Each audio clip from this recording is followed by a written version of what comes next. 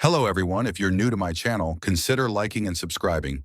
It will make me feel wonderful if you do that. Thanks. By the way, I also have another Naruto and Luffy fanfiction channel. If you are interested, link is in the description. Second Wind by the Lost Samurai. Luffy and Zoro awaken in two different parts of East Blue, both with the same thing on their mind. Protect the crew. There would be no failures this time around. Captain's orders. As bits and pieces of the unknown past that the two comrades share are gradually revealed, the rest of the crew can only speculate.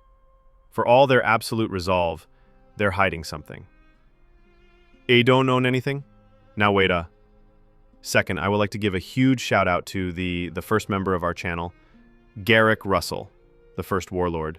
Adios. It was a few hours after the Straw Hats came to grips with their captain and first mate's secret that another visitation of the marine variety came to their temporary lodgings. Two young men stood at the door when Luffy answered it. One wore a standard marine uniform from the neck down, but the absence of a hat along with his pink hair, yellow bandana worn as a headband, and the blue-framed glasses on top of the headband instantly made it clear that he wasn't an ordinary grunt. Alongside him was another man with long blonde hair, a black visor, a green vest over a white marine shirt, and purple pants. Most of the crew looked at them quizzically, but Luffy smiled. "It's been a long time, Kobe." The pink-haired marine started. "You recognize me, Luffy-san?" he asked in surprise. "Well, how many other pink-haired marines are there?" Luffy grinned. Kobe chuckled. "Fair point. Kobe, wait, the kid who was traveling with you when you beat the Alvida pirates?" Nami asked incredulously. "I remember he wanted to be a marine, but what's he doing here?" The other man let out a sigh. "I suppose it's true we've changed quite a bit," he said with a helpless shrug. "Don't let my new look fool you. Roronoa. I'm still the same even if I've gotten a lot stronger." "Who are you again?" Zoro interrupted. "Hey, that's cold, Roronoa," the man said, pushing up his visor with a smirk. "Helmeppo. Morgan's son. I was the one who condemned you to death row, and then you broke free and beat me within an inch of my life." "Oh right, you're that idiot," Zoro grimaced. "But things have changed since then," Kobe spoke up hastily. "Indeed," Helmeppo said smugly. "I made quite the turnaround, if I do say so myself." Zoro hummed. "Well, I guess you're really not as stupid as you look," he commented, causing Helmeppo to beam with pride even as Luffy burst out laughing for some unknown reason. "At first, I was upset being press-ganged into the Marines as a chore boy, but when Garp showed up to take Daddy away for court-martialing, and he used me as a hostage to get away, suffice to say that I had things put in perspective for me. Especially since Kobe risked his life to try saving me. To make a long story short, Garp was impressed and took the two of us on as apprentices." Luffy winced. "Sorry about that." The crew sans Zoro was incredulous, but both of the Marines chuckled ruefully.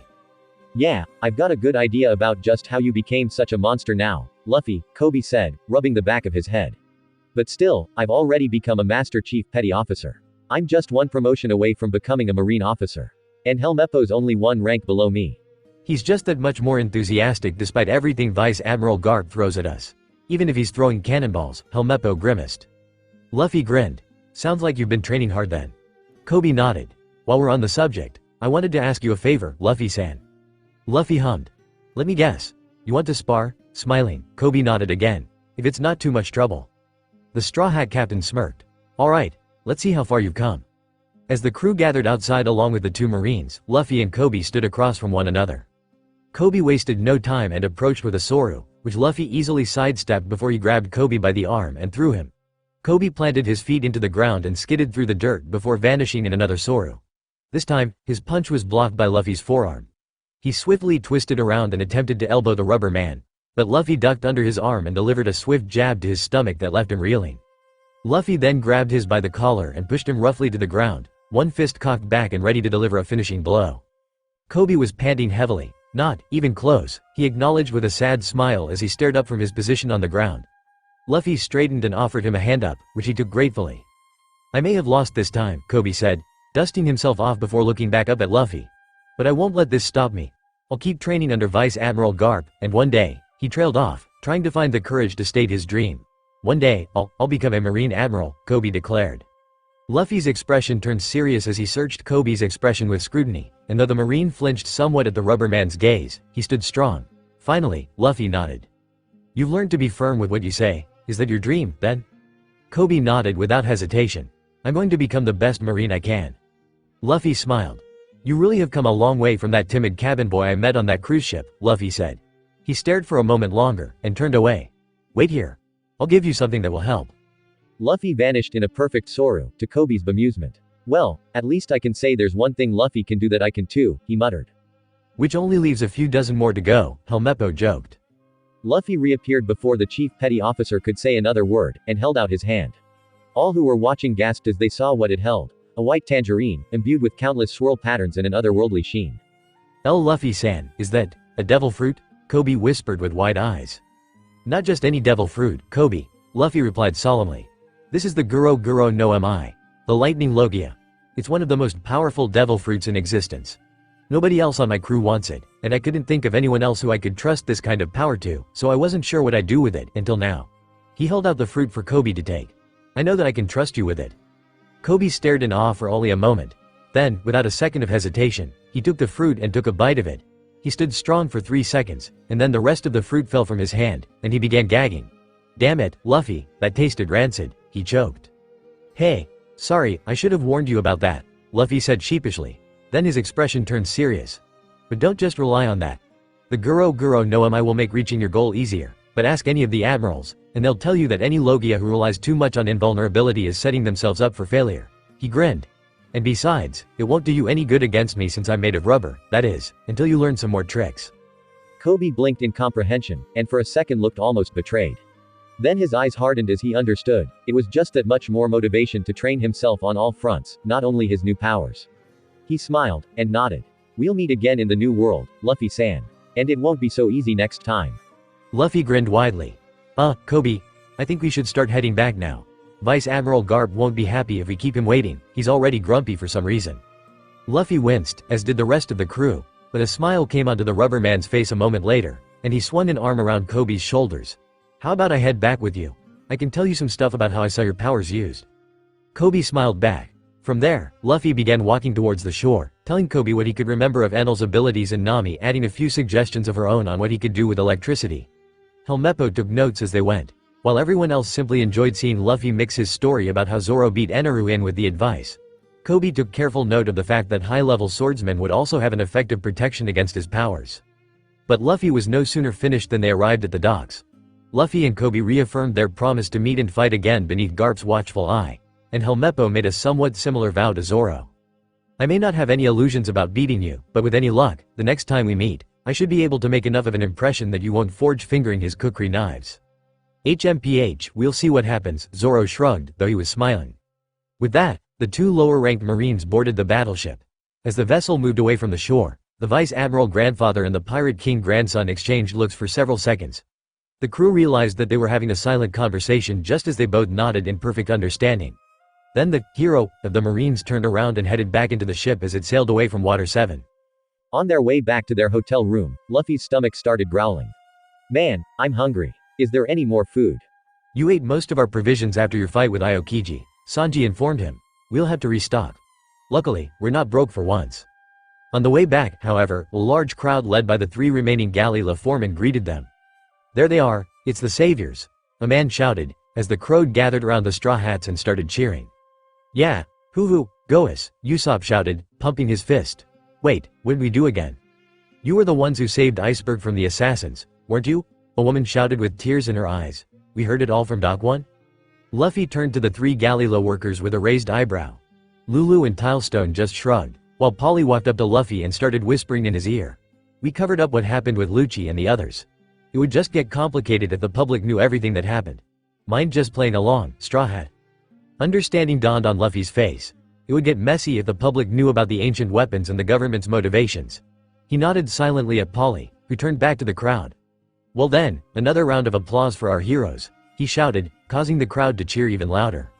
No, the shout was actually loud enough to drown out crowds cheering, and they looked at Luffy and Zoro, who had both raised their voices, in confusion. The 2 both pointed accusingly at Polly. Hey, don't go calling us heroes, Zoro huffed. We're anything but, Luffy agreed. Heroes have to share their meat. And their sake, we want it all for ourselves. So enough with the hero bullshit. Polly scratched his head as the crowd started laughing hysterically. Man, you guys are strange. Fine then. Everyone, let's get these idiots some food and booze. He was rewarded by a collective shout of agreement. Luffy smirked. Now that's more like it, let's get this party started. It was late in the evening, and the party celebrating the heroics of the Straw Hat Pirates and Mayor Iceberg's good health raged on. The party was funded by Galila in a not-so-rare display of carelessness on Iceberg's part. No one was complaining. In a scene that was becoming rather familiar to some, Usopp stood atop a large stack of tables, shouting out of a megaphone about how he single-handedly defeated the assassins after Iceberg's life. Although the Water 7 citizens seemed to eat it up, Zoro, feeling an annoying sense of déjà vu, promptly kicked the stack of tables, causing the sniper to unceremoniously tumble to the ground. This only made the drunken crowd cheer louder. Luffy, who had locked onto a specific aura among the hundreds that littered the streets, made his way through the crowd. He finally found Robin smiling wistfully at the crew's enthusiasm as she sipped her drink. "Party too long for ya?" he asked. She shrugged, the smile never leaving her face. "Or perhaps I'm just not drunk enough." Luffy's eyes widened. "You get drunk?" he asked in disbelief, causing her to chuckle. "I don't think I can thank you enough, Luffy," she said suddenly, causing the captain to smile sadly. "You don't have to thank me at all, Robin." "But I do," she said softly. "I was so afraid. I truly believed that I couldn't escape my past. Now, hearing that I was wrong, even knowing what you all went through for me in another time, that you carried me with you to the end. I'm sorry I doubted you." Wordlessly, Luffy set his drink down, turned towards her, and wrapped his arms around her shoulders. She returned the gesture, which conveyed so much, and felt an incredible lightness of being as they pulled apart. "Are you going to be alright, Robin?" Luffy asked in concern. This week had been really rough on her.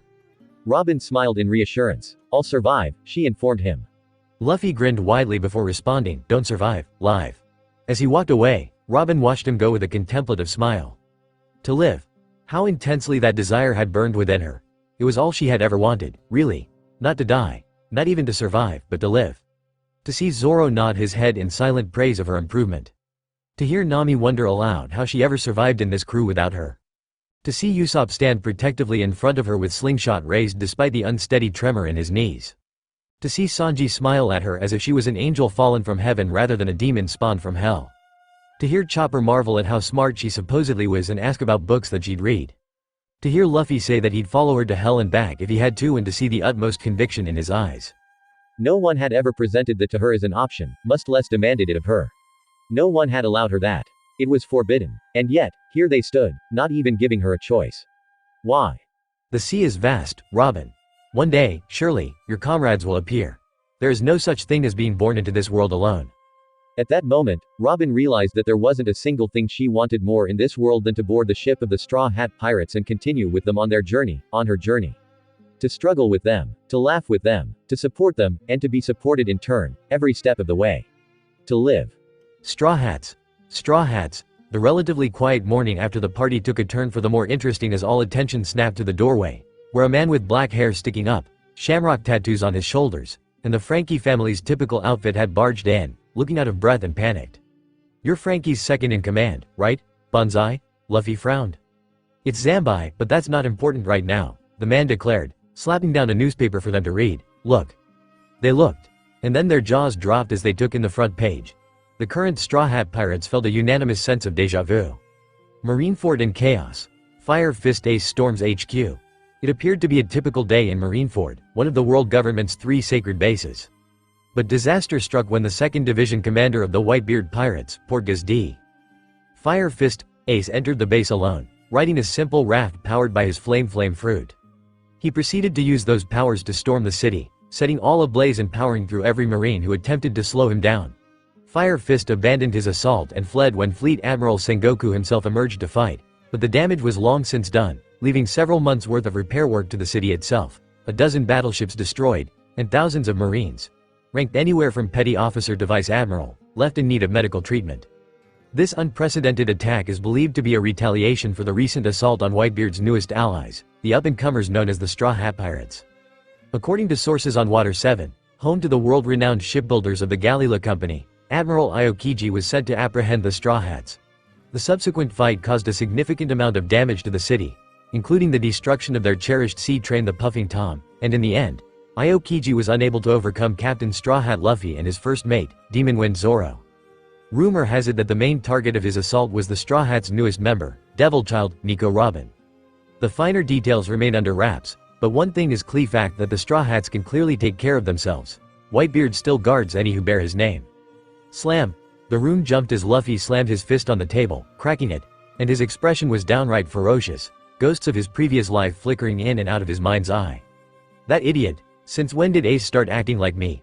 Why would he take such a freaking huge risk as charging Marineford? And how the hell did they even find out about our fight here so fast? I'm afraid that may be my fault, Straw Hat.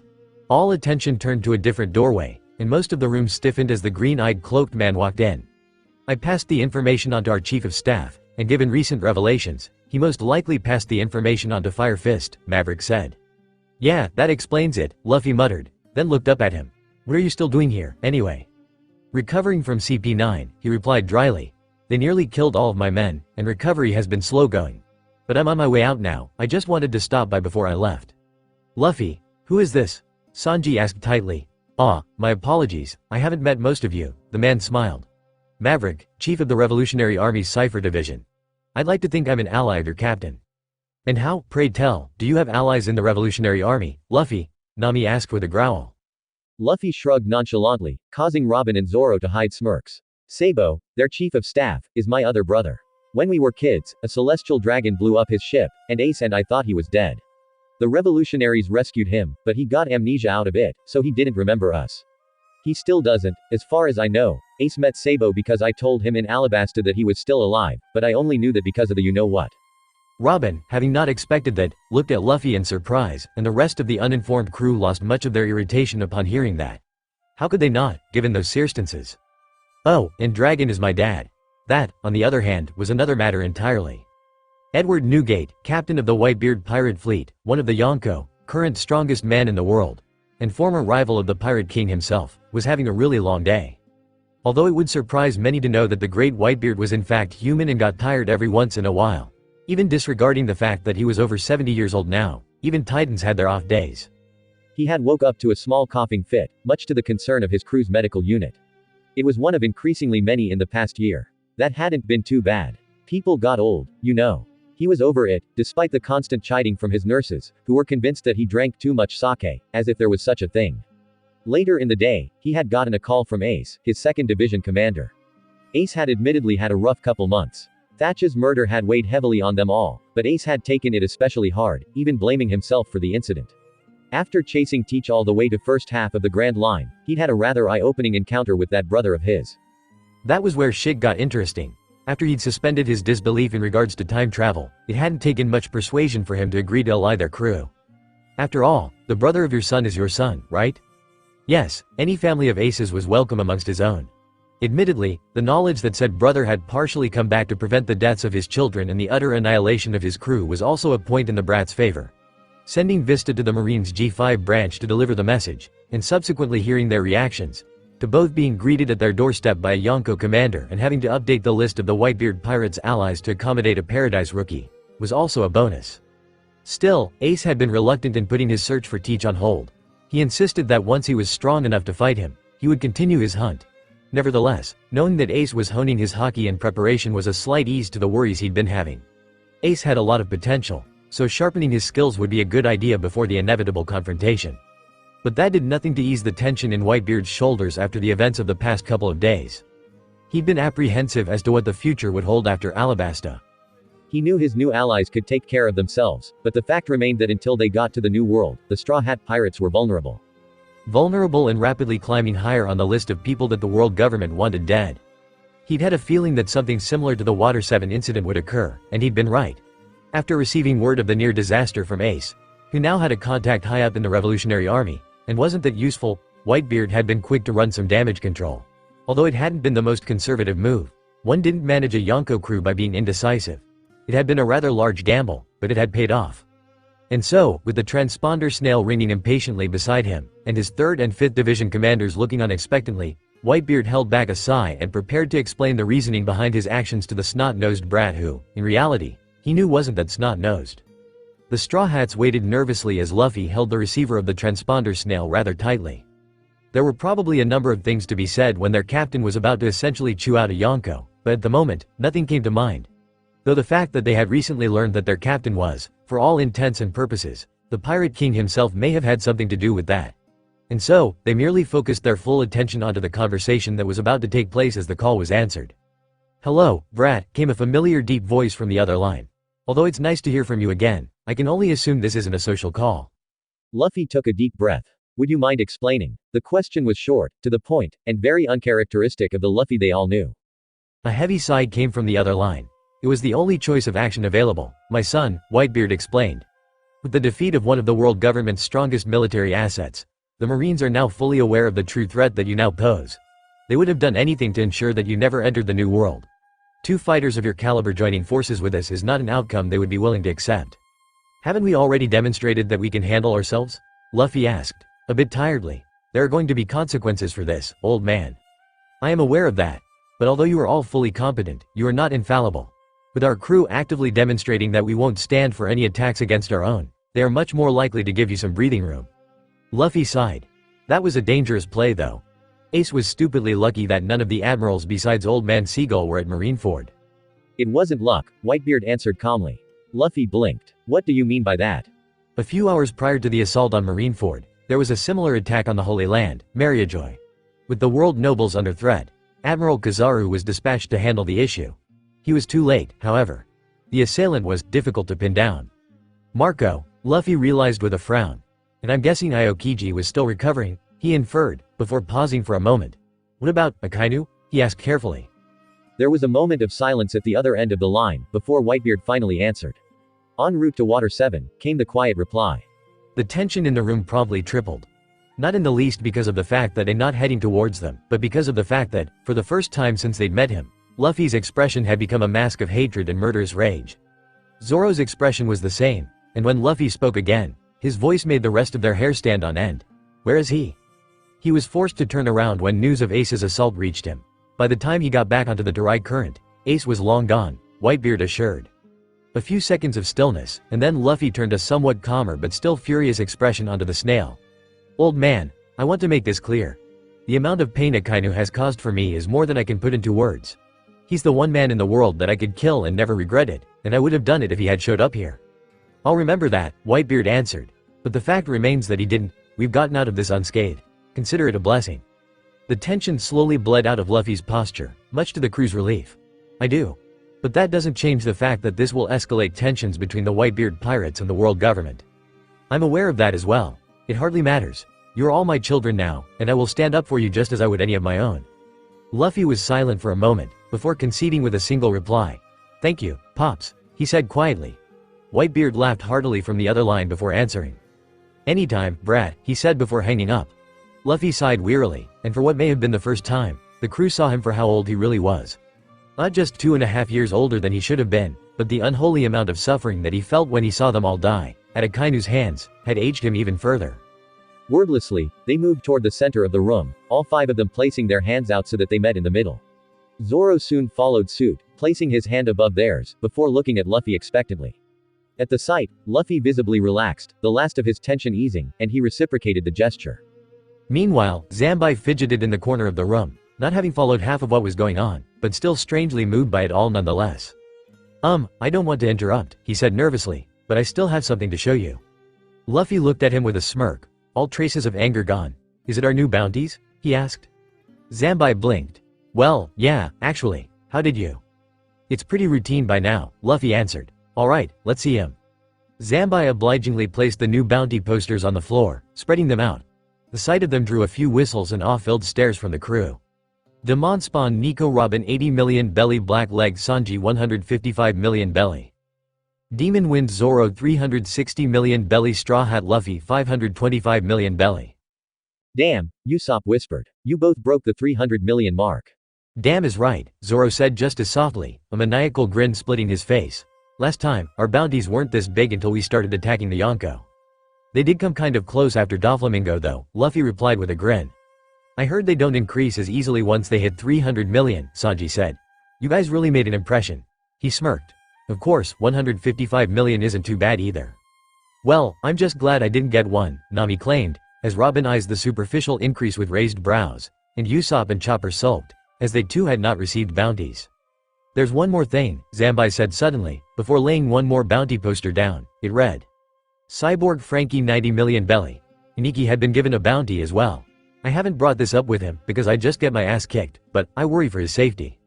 Luffy and Zoro both frowned. Frankie's bounty hadn't been nearly that high last time. It wasn't long before they realized why. Last time, Frankie had burned the blueprints to Pluton right in front of CP9's eyes. Although he would likely do the same this time if he hadn't already, for all the world government knew, he still had them. That made him as great, if not a greater threat than Robin, especially due to the fact that he could probably build it, given time. I'm asking you, as his brother in all but blood, Zambai said. Please, take him with you. I don't know how long it will be until the higher-ups of the Marines come after him, but once your crew leaves, there'll be nothing stopping them. The Straw Hats shared a collective glance, and Luffy smirked again. Guess we'll have to convince him to join, he said. You might as well give up now, Frankie, Sanji said with a nostalgic smile. You don't stand a chance. That afternoon, Frankie and Iceberg informed the Straw Hats that their ship was finished. The crew was naturally excited, even Luffy and Zoro, who had a general idea of what they'd be seeing. The unveiling of the ship became an occasion in and of itself for the citizens of Water 7, seeing as Frankie and Iceberg himself had actually teamed up to build it.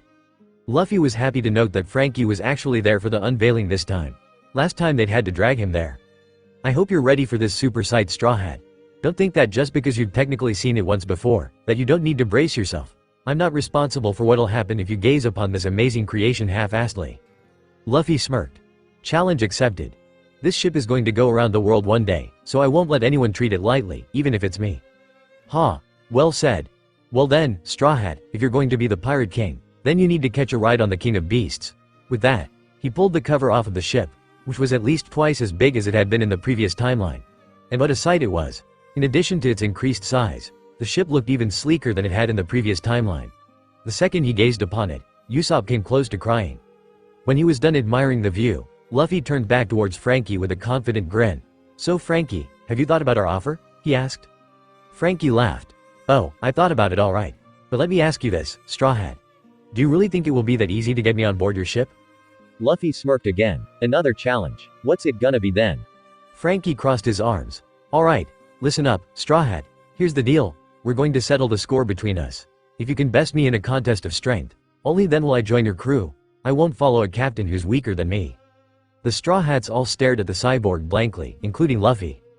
That's it? The Rubberman asked, annoying Frankie greatly. What do you mean that's it, dumbass? I'm giving you a chance to recruit me since I like you guys, but don't start crying if you underestimate me and end up losing. Oh, okay. That'll be easy then, Luffy said in a happy-go-lucky tone.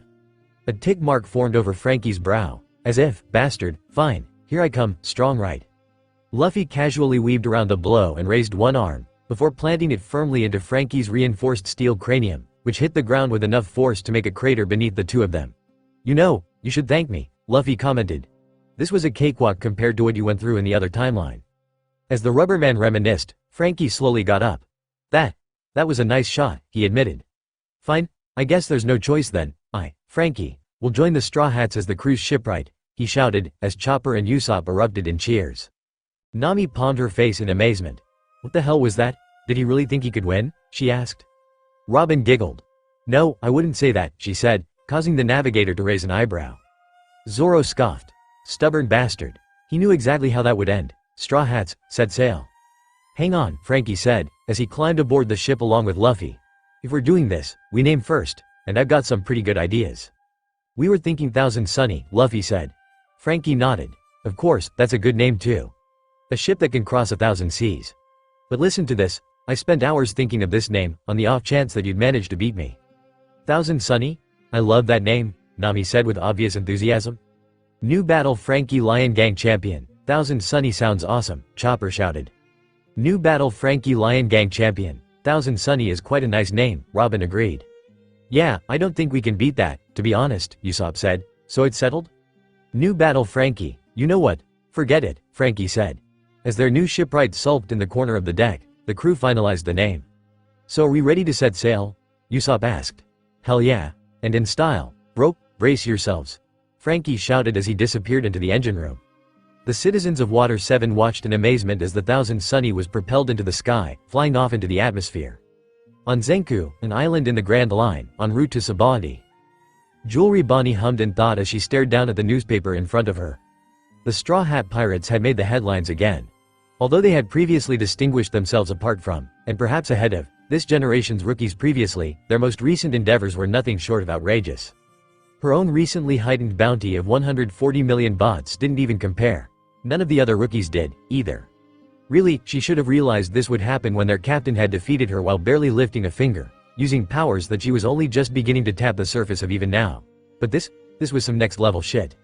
The rumors circulating around Paradise had started out as just that, rumors. Despite Water 7's position among Marines and pirates alike, despite Iceberg's ultimate credibility, the world government had been quick to dispel any of the wild rumors originating from the water metropolis. Or at least, they had been quick to try. Because no one, not even the 5 Elder Stars, could convince the world that the sea freezing over from Water 7 all the way to Pucci and San Faldo was a rumor. Especially not with the sea train out of commission for an estimated 2 weeks. As Bonnie shouted for more food, she couldn't help but grin. There was no way around it. The Straw Hat Pirates had clashed with a Marine Admiral and lived to tell the tale. Or more accurately, for everyone else to tell the tale. The higher-ups of the world government were probably shitting themselves and eating it right about now. She continued to grin at the imagery. Straw Hat is an annoying brat, but I can't help but admire him. He's got some serious guts. Of course, the fact that he was Ace's brother didn't help put him out of her inquisitive mind. Speaking of Ace, she wondered how his search was going. "Hey, bartender, give me 50 of your best apple pies." Bonnie ignored the obnoxiously loud pirates that had just trudged into the bar in favor of contemplating what changes this would bring to the great pirate era. "Hey, Captain," came a calm, contemplative voice. "It looks like you were right to avoid those pirates that caught your attention earlier." "Huh? What are you talking about, Augur?" the first voice asked. In response, the sniper handed him a newspaper. As the pirate captain began to read, his face gradually started to pale, before he suddenly started laughing. "Zihahahaha. That damn brat. To think he was that strong. We're lucky we backed off from his trail." "Luck had nothing to do with it," Van Augur replied. "Fate simply had other plans for us." Yeah, you're right about that. I can't say the adventure we had instead wasn't damn amazing, even if some freak lightning storm kind of ruined it in the end. Bonnie was now listening attentively. Had these guys been after the Straw Hats? They didn't look anything like bounty hunters. Perhaps they were just looking to take down a rival crew. "Still, this ruins our plans, Captain," Jesus Burgess pointed out. "Who are we going to turn in instead?" "Who knows? I'm sure an opportunity will present itself. I briefly considered turning in Ace, but he seems to have stopped following me." The glass Bonnie was holding shattered in her grip. "Oh, well, like I said, we'll think of something. A toast to the glory of the Blackbeard pirates. Zihahahaha." Wood creaked against wood as Bonnie slowly backed her chair away from the table. She rose to her feet and walked over to the newcomer, catching the crew's attention. "You," she whispered, bangs covering her eyes as she shook with poorly suppressed rage. "So, you're Blackbeard?" Gomu Gomu no, keep away. Hey Luffy, no fair. Usopp shouted in protest, trying in vain to reach the dish that was suspended out of his reach by Luffy's rubber arms. "Let me try it too." "No way. I caught this one, so it's mine," Luffy insisted. "Hey, you two. Don't wreck the aquarium," Frankie chastised. "If you're gonna fight over fish, do it on deck." "Okay." Luffy agreed easily, running up the stairs as Usopp followed behind, still shouting complaints. Meanwhile, on deck, Nami and Robin were both lying back in lawn chairs next to the garden. "This is the life," Nami sighed in content. "Not only is the bigger deck great for sunbathing, but there's so much more room for my tangerine groves." "Indeed. I quite enjoyed the bigger library as well," Robin replied, before giggling. "And I can't help but feel as if Chopper agrees with me." Chopper, for his part, didn't even respond at first, as he was buried, fur and all, in a large collection of medical texts.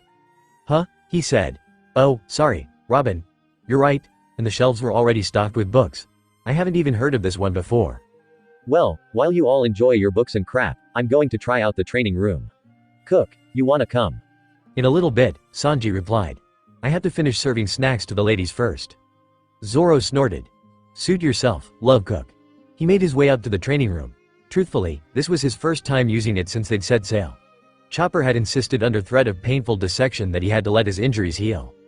That dissection bit may have been his own perspective on the matter, but damn if that scalpel didn't gleam menacingly in the light.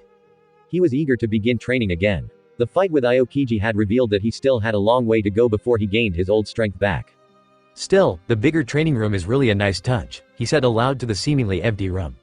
"Yeah, Frankie really outdid himself. He even threw in sea stone weights," said a voice from behind him. Zoro turned around with a smirk. "You're right. I'm sure Luffy's resistance could benefit from those, He stood looking down on a little girl that he'd never seen before. She was grinning up at him innocently, but Zoro was pretty sure he wasn't imagining the hint of mischief in her eyes. "Who are you again?" he asked, rubbing his head in confusion. The girl just snickered in response. Frowning, he did what he was used to doing by now when he didn't recognize someone with their appearance, and reached out with his observation haki. Upon sensing her aura, his features went blank. "Everyone, get up here now. The Straw Hat crew stood in a circle around a young girl with crimson red hair and brown eyes, who was looking back and forth between them all with cheerful wonder. Luffy was staring at her with wide eyes. So, who is this? Nami asked curiously. A stowaway? She's so young. She's not a stowaway, Zoro sighed. We would have sensed her earlier if she was. Nami raised an eyebrow. So you're saying she just teleported on board? Some kind of devil fruit maybe? Why don't we ask her? Robin said, kneeling down to the girl's level. Hello, there. How exactly did you get on our ship, miss? The girl smiled widely. Hi, Robin. I just woke up, realized I was back, and then manifested myself like before. It was easy. That threw the crew for a loop. Suddenly, Usopp gasped. Mary, he breathed, causing everyone to turn to him in surprise. You're Mary, aren't you? The girl snickered again. Nope. Take another guess. This makes no sense, Zoro grumbled. Her aura feels like a combination of all of ours. I've never sensed anything like it. Sonny. The voice came from Luffy, who until now, had yet to speak. His face was pale. The girl pointed at Luffy triumphantly. He got it, Captain got it. What? Frankie shouted. You're the Sonny's Klabouterman. There was panic in his voice. But that's impossible. She's in perfect shape. The Straw Hats collectively stiffened upon hearing this, remembering the incident in Skypia vividly. No, don't worry, Sonny smiled reassuringly. I'm fine. Frankie faltered. But the legends say that a ship's spirit manifests once it's damaged beyond repair. That was true, in my case. But now I'm fine, see? Nami gave a strained smile. Smacking that much sense, Sonny. God, it was kind of weird talking to their ship. But she'd done stranger things before. The girl huffed in response before Luffy suddenly shouted in realization. The parts we used, he shouted, a smile stretching wide across his face. Nami frowned. What? Slowly, realization dawned. First with Frankie, followed by Usopp and Robin. I suppose that could explain it, the archaeologist said in awe. The shipwright and sniper both had tears in their eyes. We used parts from the Mary to build this ship, Luffy said gleefully. That means you're. Yep. I'm Mary's reincarnation. I knew you'd get it. Nami's jaw dropped. Sanji's cigarette fell from his mouth. Chopper dropped the book he was carrying. Zoro just stared. Frankie started crying outright now. That's so beautiful. The spirit of their little ship lives on through my creation. That's so damn poetic. Okay, we get it. You can stop crying now, Sanji muttered, though no one could deny that every single person in the room was moved by the revelation. Idiot, I'm not crying. Idiot, don't look at me. Idiot, don't look at me. That's so cool, Luffy shouted. So, does this mean you can manifest whenever now, Sonny? The girl nodded. Once a ship spirit manifests once, the ship is sentient. It's just that none have ever had the strength to do it continuously after coming so close to death. She smirked. But now that I'm back to full strength, I can appear whenever. We cheated the system, and it's all because you guys cared for me so much. Frankie's sobs intensified. Well, that's pretty insane, Zoro mumbled, but I'm not complaining. Excuse me, Sonny, Robin interjected. But does this mean that anyone can see you? Sonny shook her head. Only people with a deep emotional connection to the ship can see me, or sense me with observation haki for that matter. Oh, I should also mention that I can't leave the ship, though. My spirit is tied to it, after all. That's amazing, Nami said. This is like a miracle. What are the odds that it would happen to us of all people? The rest of the crew stared at her blankly, and she blinked. Right, never mind. Straw Hats. We're having a party, Luffy commanded. To celebrate our new crewmate, Sonny, Sanji, food. The chef smiled wistfully. You got it, Captain. The Straw Hats partied well into the night, eating, drinking, and generally causing havoc on the ship. The next morning, several of them woke up with hangovers. This wouldn't be so bad normally, if not for the fact that Luffy woke them up early in the morning, for haki training. This would not go well. Luffy, do we really have to do this at 6 in the morning? My head is still aching, Usopp complained. It's not our fault you're a first-time drinker, Zoro said with a shrug. You gotta keep up, Usopp. Said sniper grumbled in discontent before accepting his fate. Fine, but I have a question for you two before we start. It's about my haki. This drew the rest of the crew's attention. What, you think you're close to unlocking it? Luffy asked. Usopp frowned. Maybe, I'm not sure, to be honest. Sanji, do you remember our fight with Rob Lucci? Sanji nodded, scowling. Troublesome bastard, he muttered. Well, that's the thing. He was fast. Like, really fast. I couldn't even hit him unless he in a deadlock with you and standing still. At first anyway. But towards the end of the fight, I was able to see his movements a lot more clearly. I actually intercepted him with the impact dial at one point. Sanji frowned. I remember that. Even though you were under Nami-san's mirage at the time, it was still really impressive. To be honest, I didn't think you'd be able to track him that well. That's what I'm saying. I think I may have used observation haki back then, Maybe, hopefully. He rubbed his head in embarrassment. I mean, the impact dial broke in the process, but I was still able to see better than I have before. Do you think it's possible, Luffy? Luffy was lost in thought. Yeah, it's possible. I've never heard of observation haki affecting eyesight like that, but I know it can take a lot of different forms. Since you're a sniper, I guess your battle instincts are so geared towards sight that you can see people's auras instead of feeling them.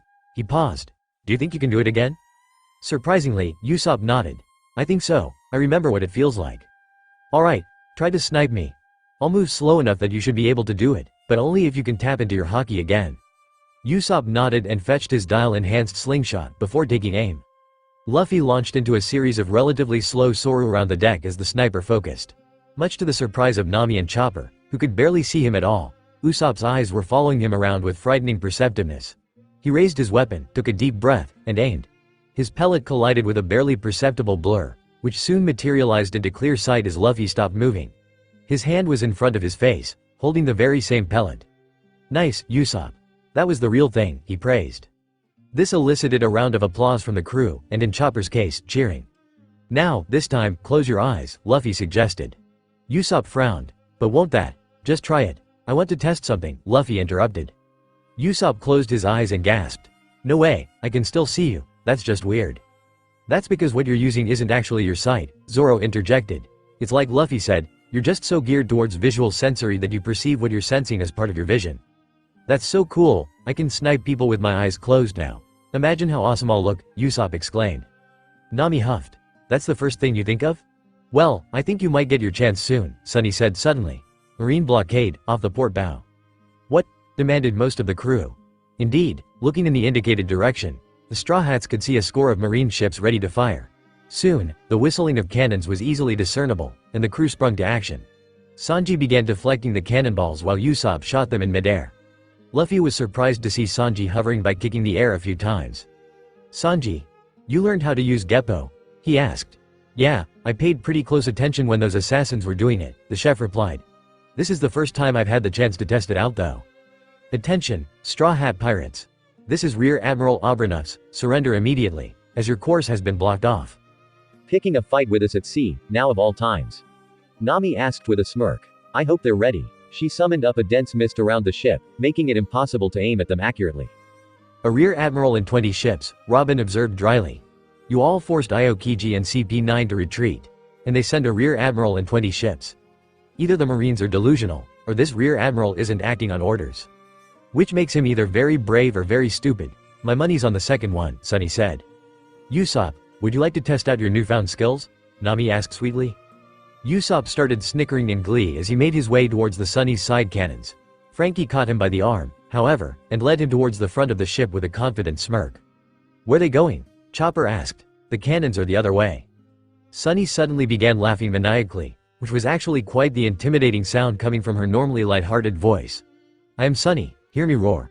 I am Sunny, hear me roar.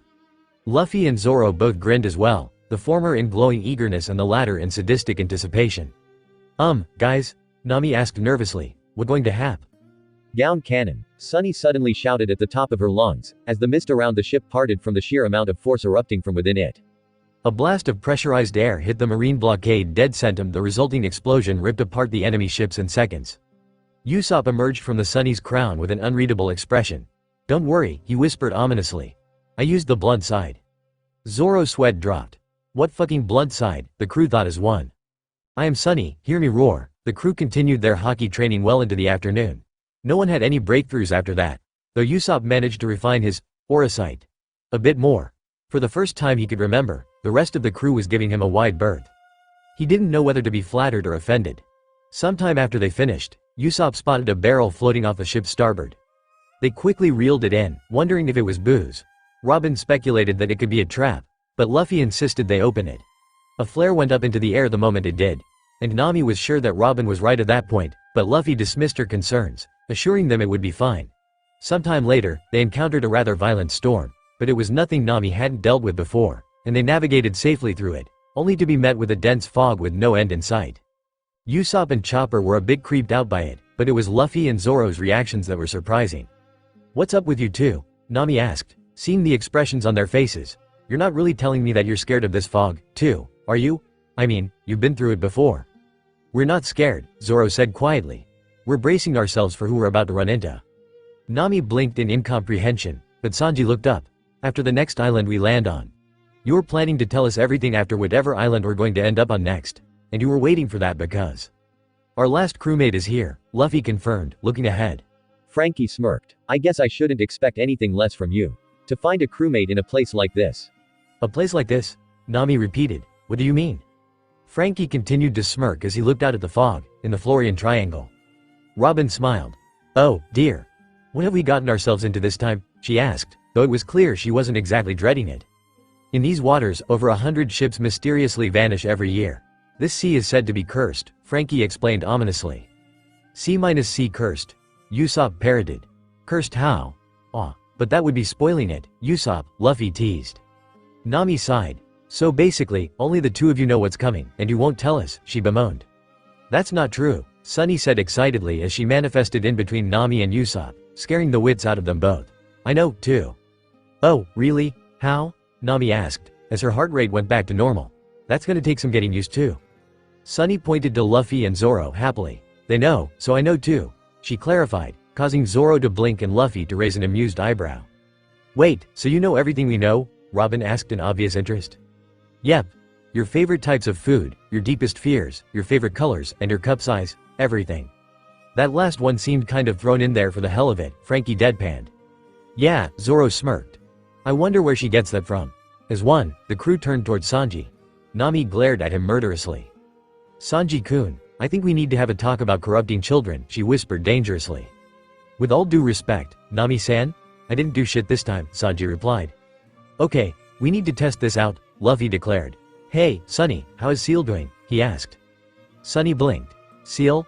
He's fine. He started a stick collection. Why? They all stared. What the hell? Nami said in astonishment. That's holy shit. What about Vivi-chan herself? How is she doing? Sanji asked. Sunny smiled a bit sadly. She really misses you guys. And she's worried after reading the newspaper this morning. But she's happy. Really happy. Vivi? Isn't she the Alabastan princess? Frankie asked. Yeah, Nami said wistfully. We helped her out a while back. She's an honorary Straw Hat if there ever was one. But this is great. Sunny will know if anything ever happens in Alabasta. Along with all of our deepest, darkest secrets, Luffy said with a smirk. Come to think of it, I wonder who has the most to hide. He turned to his crewmates, who all shivered at the devious look in his eyes. Sunny's cheeks puffed out in indignation. I can't disclose that information, Captain, short of you ordering it. And that would be really mean. Luffy sighed. I guess you're right. I won't ask then. And besides, Captain, the one with the most to hide is technically you, she said with a mischievous gleam in her eye. Luffy opened his mouth to respond, before clicking it shut and turning away. Hey, look, a ghost ship. We should probably check that out and continue this conversation never.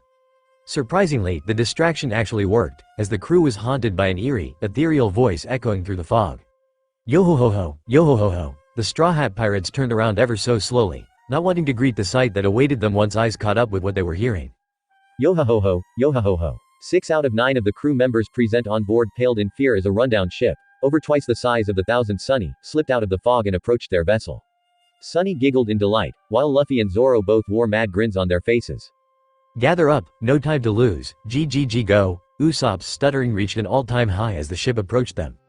Time to round up Binks' booze, ghost ship. The Straw Hats shouted as one, even Luffy and Sunny joining in.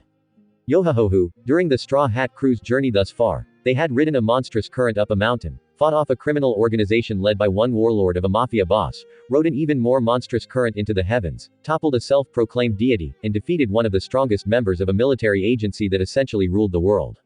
So, it stood to reason that a ghost ship, of all things, would not have a very profound effect on such an unshakable group of individuals.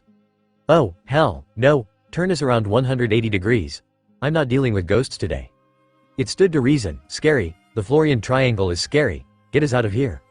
It stood to reason, don't listen to its song, it's a tribute to the damned, you'll be cursed. Reason did not stand with the Straw Hat crew. Guys, there's someone there, Sanji pointed out, a bead of sweat dripping down his face. This, ironically, halted their panicking long enough for them to get a look at their visitor. Peering over the hull of the ghost ship, shrouded in mist, was a skeleton with a black suit, an afro, and a top hat. Gather up, no time to lose, casually sipping from a cup of tea. Time to round up Binks' booze. Well, what are we waiting for? Let's go say hi, Luffy said jovially. What? No, reason did not stand. Yo ho ho ho ho. How do you do? I am Dead Bones Brook. So nice to meet you. Pardon my earlier behavior. It's simply been so long since I've run into living people. All you see here is ghost ship after ghost ship. It's so scary. Scary like a walking talking afro skeleton? Frankie asked uncertainly, not quite sure what to think of the situation. Please, do come in, said Afro Skeleton said, either not hearing the question or completely ignoring it. As a gentleman, I always welcome guests, though I never have any. Yo ho ho ho. That's very nice of you, Nami said with a nervous laugh, but we really should get going soon. Oh, my, what a lovely young woman. Nami completely froze up, sweating bullets. No, that's... Perhaps you'd be so kind as to show me your panties? Like hell, she shouted, quickly moving past her fear as she roundhouse kicked Brook in the skull. Yo ho ho ho, harsh, Luffy, Zoro, she shouted, rounding on the captain and first mate. You two better have a good explanation for this. You've been through this before, right? So, explain why there's a walking, talking afro skeleton who wants my panties, and why the hell we're still here, or else. Geez, we were getting to that, Zoro said, sounding almost bored. Calm your panties, Wedge. Before Nami could follow up on her threat, Luffy fearlessly walked up to the skeleton. Hey, you, I'm Luffy, the man who's going to be the Pirate King, join my crew. Very well. What? Robin giggled. Now, we should have seen that coming. You got to be kidding me, Usopp shouted.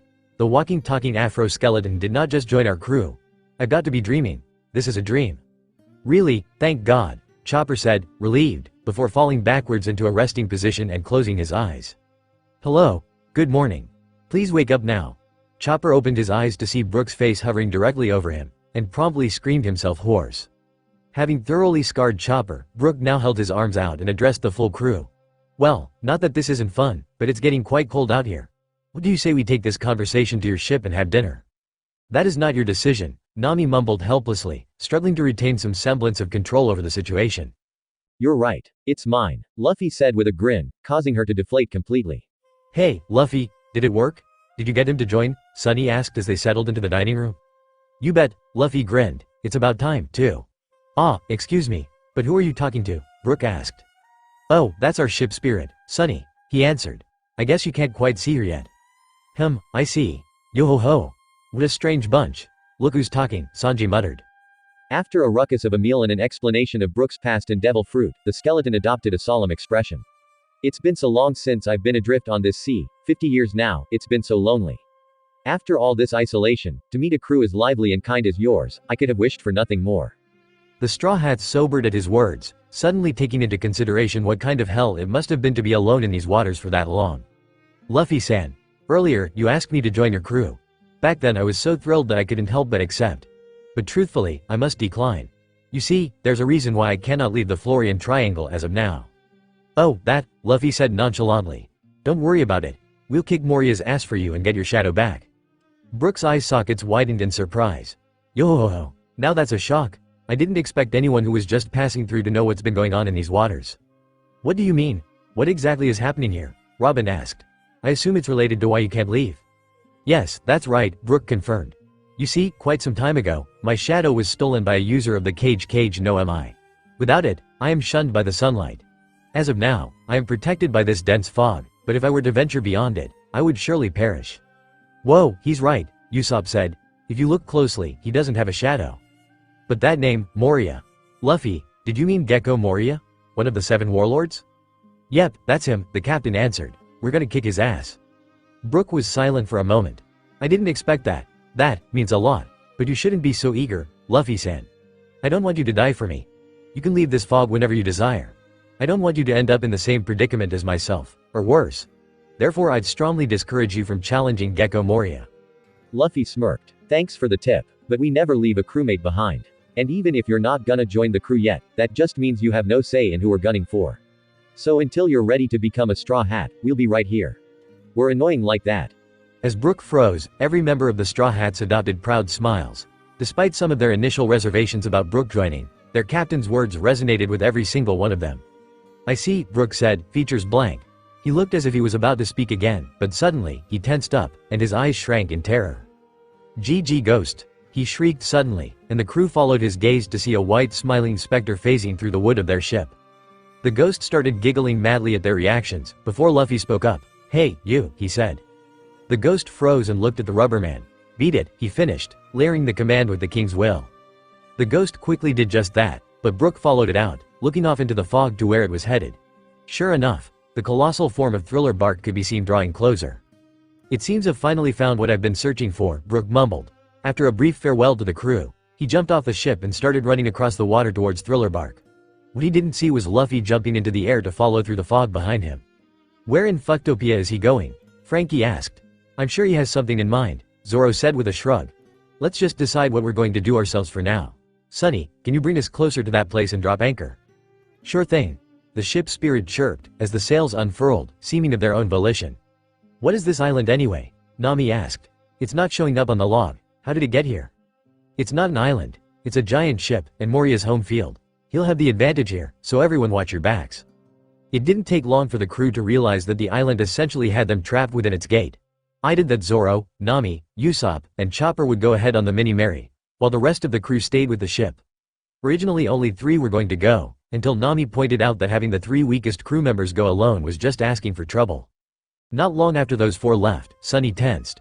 Suddenly, the ship's anchor threw itself onto the ship's deck, the chain wrapping around itself. It was then that Sunny materialized again. There's someone else aboard, she said seriously. What where? Frankie asked.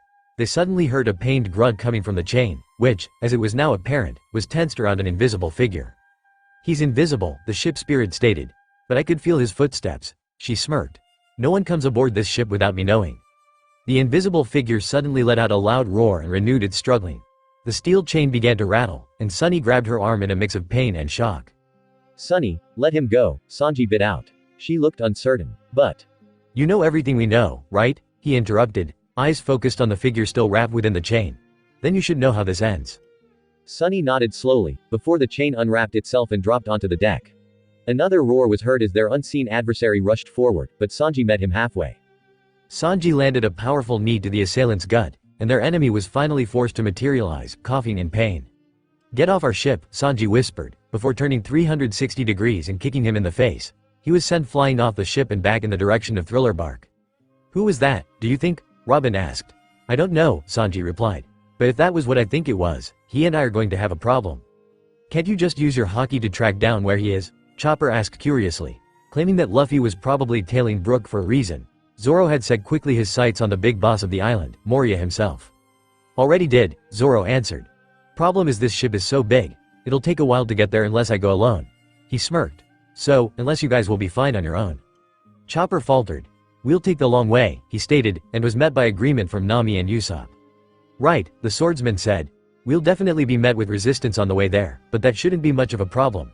You guys can handle the small fry, and I'll take out Moria. You're right. Maybe we'll be done in record time, Usopp said cheerfully. The less time we spend on this island the better. Usopp, Nami seethed. You realize that if there was any chance of that before, it's gone now, right? She asked, causing Usopp to think back on his words and pale.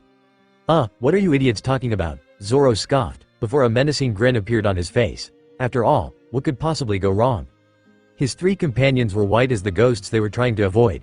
Bastard, he's enjoying this. It was then that a fierce growl could be heard from the path ahead, right on schedule. No. Zoro. Usopp. You guys totally jinxed us, Chopper shouted in dismay, as a giant 3-headed dog regarded them threateningly. Zoro sighed. Get a grip you idiots. If old Murphy is going to manifest as anything, it's definitely not going to be some stupid 3-headed fox. Evidently, his words only served to enrage the already growling Cerberus, whose fur stood up on end as he leaned forward, foaming at the mouth. Oh, you got a problem, Foxface? Zoro asked with a challenging grin, one hand on his sword. It was at that moment when Chopper, Nami, and Usopp turned around and fled the scene in fright. Zoro, focused on his soon-to-be prey, didn't take notice. The Cerberus charged forward, only to be cut down in an instant by Zoro's blade, which was soon sheathed again. You know, Luffy will either want to tame you or eat you, Zoro said matter-of-factly. While the former won't be good for your pride, the latter won't be good for your everything. He turned around, ready to tell the others to get a move on, when he noticed that they were conspicuously absent. Oh, fuck you, Murphy. Usopp, Nami said through gritted teeth, once their current situation caught up with them. I know, we're alone. I know, Nami. In a graveyard, on a giant ghost ship. I know, Nami, and it's your fault. Do I need to keep repeating myself? And there are dead guys crawling out of the ground, Chopper chirped, not wanting to be left out. I know, Chop. Wait, WHAAA. They stood in silence as a horde of zombies rose from their graves once after another, moaning, groaning, and stalking forward ever so slowly. Usopp, Nami and Chopper chorused. I know, damn it. Alright, what the hell? Zoro groaned as he cut down another army of the Walking Dead. I could have sworn their auras were that way. This island is messed up, and what's with those three, getting lost all of a sudden? He stopped rambling as this time, a horde of larger, more powerful zombies appeared, all advancing on his position. They just can't wait for Death's second embrace, he muttered, getting his swords ready. Hey, whatever. I could use a warm-up before that washed-up warlord. WHO thought it was a good idea to run into a graveyard to get away from a mob of zombies? Less hindsight, more getting the hell out of here, Usopp shouted, before turning around briefly. Take this. Certain death. Firebird star. The fiery projectile exploded at the center of the zombie horde, eliciting some surprisingly human-like reactions from the dead men. Screams of pain were prevalent. Could zombies actually feel pain?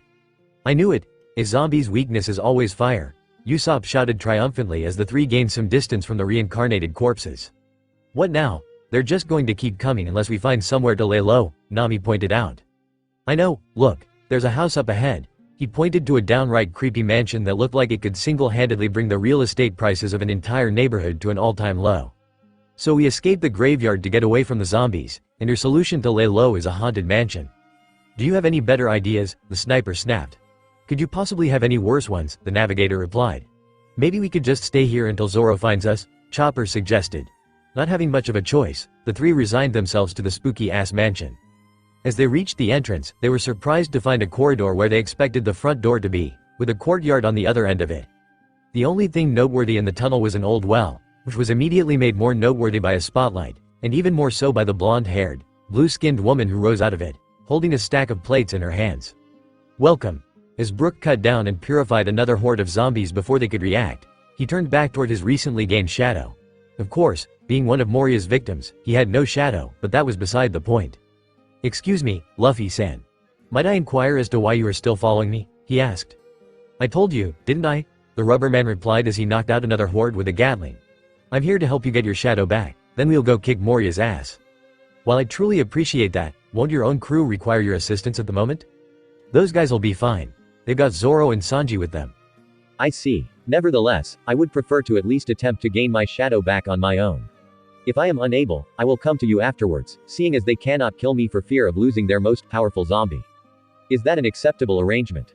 Luffy hummed. I guess so. In that case, I'll just point you in the direction of your shadow and go find Moria. Ah, but how would you know where my shadow is? I can sense it. Its aura is the same as yours, after all. He quickly relayed Rook, who tipped his hat in thanks, before leaving to find a certain warlord. Remind me again why we're guarding Nami while she showers, Usopp complained. It's not like there's anyone in this mansion to peek on her. Well, other than us, anyway. Other than you, Chopper corrected. I'm not interested in human females, naked or otherwise. Well, I'm not that shameless to begin with. Who do you think I am, Sanji? If you were Sanji, I wouldn't be trusting you to guard the door to begin with, Nami spoke up from inside the shower. And relax, I'm almost done. But I can't believe you guys don't feel dirty after being attacked by zombies. Regardless, we need to get out of this place quickly and track down Luffy and Zoro.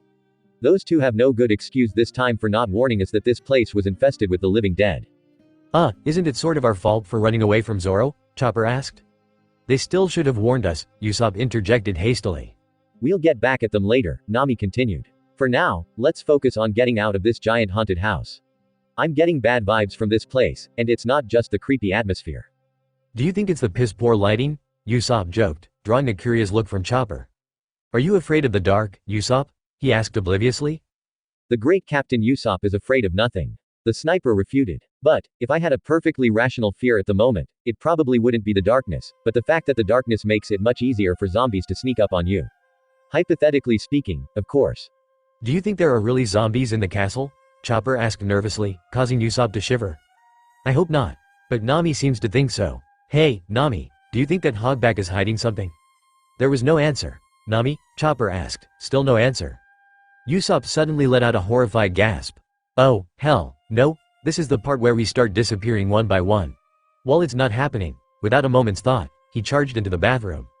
Only to be met by Nami's completely naked form leaning against the wall, with no one else in sight. Usopp faltered. This was a mistake, huh? He quickly averted his gaze. Sorry about that, Nami. I sort of panicked there, haha. Usopp, Chopper shouted urgently. There's someone else in here. I can smell them, but I can't see them. Upon hearing the warning, and finally noticing Nami's panicked eyes, Usopp briefly pushed all other thoughts aside and pulled out his slingshot. With use of his newly acquired observation haki, he was able to clearly see the outline of the figure pinning Nami to the wall. What a hideous aura, take this. Paint star. A paint-filled projectile hit their invisible adversary in the back, rendering him visible. Seeing this, Chopper ran forward and shifted into heavy point, nailing the figure over the head. To his dismay, the blow barely staggered him, but it was enough to free Nami's legs, an act which was rewarded by a moan of pain when she kneed the offender where about half the world's population never want to be kneed. As its body slackened in pain, Chopper landed another blow to the head, this one knocking it back toward the window, away from Nami. There was no respite as it was soon hit dead center by a firebird star, courtesy of Usopp. The figure's entire body erupted into flames, eliciting a loud roar from the creature, who soon decided to retreat and leapt out the window. Bastard, who was that? Usopp snarled. I don't know, but he got away, Chopper said, reverting back to his hybrid form. It sounded like some sort of beast, though its urges were certainly human. Nami grumbled with obvious distress, having quickly covered herself with a towel. Thanks for the save, Usopp. If you hadn't rushed in here, well, I don't really want to think about it. Usopp flushed. It was nothing really. In the horror stories, when someone in the group falls silent, it's never a good thing, and, well, you know. You still had to pay me for what you saw, though. That seems a tad unreasonable. It wasn't hard to reach the chamber where Gecko Mariah waited. The stairs on one side of the island were a clear marker. It wasn't hard for a master of haki to avoid the zombies along the way, or to purify them before they were any wiser. And above all else, it wasn't hard to detect the enmity as the former Pirate King and the former pirate stared at each other, despite their apparently casual expressions. Mariah, Luffy said coldly. Straw Hat Luffy, the warlord returned, giving him his full attention. He opened his mouth to speak more, but paused, curiosity creeping into his expression. What's this? How is it that you possess two shadows? Luffy tilted his head to one side. What are you talking about? You don't even know about it. Mariah asked incredulously. I can see two shadows tied to your body, as though two souls are coexisting perfectly. The strangest thing in my eyes is that the extra shadow belongs to you as well, but at the same time, it doesn't. I've never seen anything like this, not even in the New World. A thin sheen of sweat came onto Luffy's brow. It was easy for him to realize where that second shadow came from. So, you do know? Mariah asked, his expression eager. Yeah, but I'm not telling you, the rubber man growled. I didn't come here to talk. I came here to kick your ass for stealing my new musician's shadow. Oh, your musician, you say? I don't recall ever preying on one of the Straw Hat Pirates. I think I'd remember a potentially suicidal move such as that one, Moria exclaimed. And indeed, I'm not so foolish as to believe I could win against the Scourge of Paradise in an even fight. On the other hand, now that I meet you in person, this does present quite an opportunity. He was interrupted by a swift kick to the face, which sent him crashing into the wall behind him. If you're going to start monologuing, you should at least be on guard, Luffy said, crossing his arms after the casual display of force. Moria got up, his face covered in blood, and scowled in frustration. I could say the same to you. Not that being on guard would help you in this situation. Before Luffy could attack again, Moria held his arm out, palm facing towards Luffy, who felt an inexplicable pull on his very being. A familiar one. He grunted in shock as his shadow, for the second time in his life, was forcefully separated from his body and flew towards Moria's waiting grasp. Fool! You must have had a death wish to challenge me in that state. As a user of the cage no am I. I have dominion over shadows. The only instance in which that dominion is under restriction is when a shadow is tied to a living body. Only one shadow can fulfill this condition. Even if the second one is somehow yours, it will not be tied to your body as strongly as the first. I thought I told you, Luffy panted as he slowly recovered from the sudden and painful abuse of his life force, to stop your damn monologuing. Moria scowled again. Very well, then, I'll skip right to the finale. With that said, he shoved Luffy's struggling shadow into his own body. The effect was instantaneous. Moria's overweight form didn't change at all, but with a wide grin on his face, he moved in a stance that mirrored Luffy's typical pose before battle. The real Luffy's observation haki told him that this could be problematic. Have you ever had to fight against yourself, Straw Hat? The warlord drawled. Who knows? Luffy replied. I've been through a lot of crazy shit, so something tells me it would be hard to remember even if I did. Maybe I have, maybe I haven't. But I know how your ability works. You know how I fight, but you don't have my powers. Kishishishishi. You're only half right about that, Straw Hat, Mariah cackled, proving his point by clenching his fists. At first, Luffy was confused. He couldn't stretch, so what was he? He barely dodged the fist as it rushed towards him with impressive speed. It didn't that the blow was haki enhanced. I may not be able to duplicate your devil fruit, but I can duplicate your haki. Moria gloated. And as long as I can manipulate my own shadow as I please, replicating the effects of the Gomu Gomu no Mi is child's play. Only on the outside, Luffy said. With no more warning than that, he activated Gear Second and rushed forward as Moria did the same. Gomu Gomu no. On the outskirts of Zenku. Jewelry Bonnie lay exhausted and defeated. Her arms were chained behind her to prevent the use of her devil fruit. She was breathing heavily from both lack of breath and her injuries. It was infuriating. This man, this monster, who had hurt Ace so badly, who had committed the greatest sin imaginable on a pirate ship, on Whitebeard's ship no less, only to run away with his tail between his legs. Had crushed her. Like a bug. Swatted her away, like a fly. Did she mention it was infuriating? And now she was chained to a tree. Her crew lay bloody, bruised, and unconscious beside her, all because she was too weak. Blackbeard and his crew were living it up as if their short confrontation hadn't even happened. But who knew what would happen to her crew now that they'd been captured, and holy shit, how could she have been so stupid? This man had murdered a Whitebeard commander in cold blood, and she'd charged at him in a fit of rage, letting her emotions rule her. Of course her crew was going to back her up, and of course they were going to pay the consequences for her actions. Stupid. Don't look so down, Jewelry Bonnie. You weren't even close to being ready for this stage yet, but I'll admit you've got spunk. Blackbeard mocked, getting too close to her face for comfort. Hey, why don't you join us, instead of going to impel down? You're too weak to be a part of my crew, but you could still my woman if you want. Bonnie saw red. Fuck you, she shouted, wanting nothing more than to wipe that disgusting leer off of his face. Too bad she couldn't move. As if I'd ever be some concubine to a piece of shit like you. I'll never forgive you for what you did. Although Blackbeard feigned disappointment in her refusal, he quickly recovered and looked at her curiously. What I did? Come to think of it, you were yelling about that earlier. Thing is, I don't think we've ever met before. He grinned maliciously. Though granted, I've left quite the destructive path in my wake. Could it be that you know someone from Drum? Or Banero? Or even the New World, perhaps? Jewelry gritted her teeth and kept her silence, knowing better than to answer that question. Well, not that it matters. Soon you and your crew will never see the light of day again, assuming you insist on turning down my offer. He grabbed her by the forehead and forced her eyes to meet his. Of course, I don't really care about them, you know. I could just let them go. The ultimatum chilled her to the bone. Before she could even consider the gruesome choice laid out before her, a voice spoke out into the night, low and dangerous. Get your filthy hands off her, Teach. As one, Blackbeard and his crew turned towards the figure standing behind them. Bonnie couldn't see him from her position, but she recognized his voice. Her breath caught in her throat. Portgas d'Ace stood with a menacing scowl in his face, a small, simmering Vivre card clutched between his fingers. This isn't possible, Chopper said with wide eyes, in denying the evidence the three of them were faced with in fear of what they implied. That girl. She was alive, Nami exclaimed, beseechingly. They were staring down at an unassuming newspaper article. One about a young actress who had died in a stage accident 10 years ago. The same girl who had just played host to them in a haunted mansion, where they had just been chased around by zombies. But, was she? Usopp asked, voicing the question that was on the tips of all their tongues. His only answer was an eerily familiar chant that echoed off the walls of the empty mansion. Yo-ho-ho-ho, hey, is that? Nami's question went unfinished as the ethereal song echoed again, seemingly coming from every direction. Yo-ho-ho-ho, Usopp's eyes widened fearfully. It's getting closer. Yo-ho-ho-ho, Chopper sucked in a sharp breath. You guys, that voice. Yo-ho-ho-ho. As the sound echoed one more time, Chopper shifted into heavy point. There's two of them. Without any further warning, a clash of steel sounded behind the three, who all turned in shock to find Brook standing behind them, holding back the blade of an as of yet unidentified zombie from reaching them. Brook! Nami shouted. Straw Hat Pirates, please flee this place. This is the zombie who currently possesses my shadow, Brook stated seriously. I would settle my affairs with him.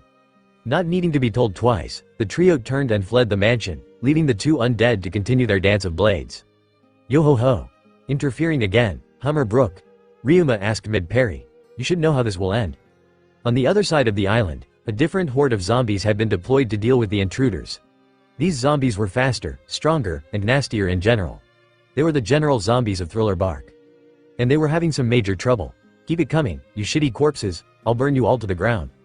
This week's me is feeling super. All this exercising is good exercise. Frankie, please refrain from using that pun ever again. The moment Sanji, Frankie, and Robin had set foot on the island, they had quickly been accosted by armies of the living dead. Naturally, their immediate reaction was to start beating them down mercilessly. Ghost ships may have been scary, but once the ghosts were attacking you, they were just enemies whose asses needed some kicking, right? Well, at any rate, it turned out that beings which had survived death didn't go down easily. Go figure.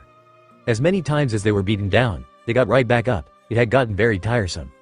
At least, until Sanji had kicked one of the general zombies into the ocean, and Robin had caught sight of its shadow flying out of the water. Remembering what Brook had told them about his shadow being stolen, she had quickly put 2 and 2 together. Which led to Operation Exorcise the Zombie Hordes via widespread drowning coming into effect. Sanji, how is Sunny doing? Robin took the time to ask. The chef briefly closed his eyes before opening them again. She's giving them the slip for the moment. Luckily, everyone's primary focus is his right now. Suddenly, he froze as his haki warned him of danger. He quickly left behind Robin and Frankie, and a barrage of kicks later, a horde of creepy-looking spider rats were lying on the ground motionless. The hell? What are those things? Frankie asked as he knocked another zombie into ocean with a strong right. They almost got the drop on us, Robin noted. Perhaps they were planning on murdering us and animating our lifeless bodies using stolen shadows? Robin, that was overly morbid, Frankie protested. Get your mind out of the grave. How unusual, came a voice from beyond the fog. You were able to see my spider mice coming. That shouldn't be possible. Slowly, a giant cross between a monkey and a spider came crawling out from the fog. But this is as far as you'll go, I'm afraid. Thriller Bark's 3 enigmas are starting to make their move. Look alive, guys. We've got some pretty strong auras incoming, Sanji warned, although he didn't seem that worried. Suddenly though, his face darkened. Though one of them seems familiar. 2 more figures came out of the fog, one floating in the air, surrounded by ghosts, and dressed in pink from head to toe, and the other taking heavy steps on the ground, looking quite familiar. Sanji stared at the second figure with murderous intent. Oh dear, it's our friend from the Sunny, Robin noted mildly. Yeah, he's mine, Sanji replied. Robin caught sight of the look on his face and raised an eyebrow. Have you met that lion man before, Sanji? She asked, finding it highly unlikely. I haven't, but still, he has some things to answer for. Robin looked amused as well as curious, but didn't pry. I see, have fun then. Don't act so nonchalant, Straw Hat Pirates, the floating girl spoke. You may have fared well against Absalom's useless soldiers, but you won't have such a fun time against me. Suddenly, the ghosts Saron not knowing what they were slightly caught off guard, but Sanji and Robin were still able to dodge. Frankie, on the other hand, opted to try shooting them, which didn't go well for him. The floated harmlessly through the projectiles, and then through his body, which immediately sank to the ground. Hey, Frankie, you alright? Sanji shouted. Get up, you're not even injured. But Frankie remained in his fetal position on the ground. I'm so unsuper this week, he said quietly. My life has no meaning. I'm so useless. I wish I could just be reborn as a flea. Sanji looked on, baffled at the sight. What the shit? Robin looked equally unnerved, though without the outburst. You idiots, Perona laughed. You can't fight my negative hollows, you'll just be left questioning the values of your pathetic lives. The ghosts charged forth once more, and Sanji kept dodging, aware of the danger now. Robin, though, was not as fast, and eventually got hit.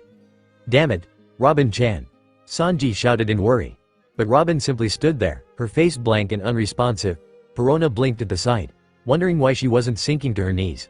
Sanji just stared, wondering what would happen to Robin at this rate. Finally, the archaeologist spoke. So, your power is to make people doubt themselves. How useless. Your use of the Horo Horo no Mi is quite lacking, isn't it? Perhaps you should die and let the fruit pass on to someone who could actually use it. Silence. Complete and utter silence. The Straw Hats, General Zombies, and Enigmas alike all stared at Robin like she was something from another world. A stifled sob finally broke the quiet of the night. Perona was kneeling on the ground, tears trailing down her face, as her ghosts mimicked the motion. That was so mean. And unnecessary. Just why, damn it, I just want to die.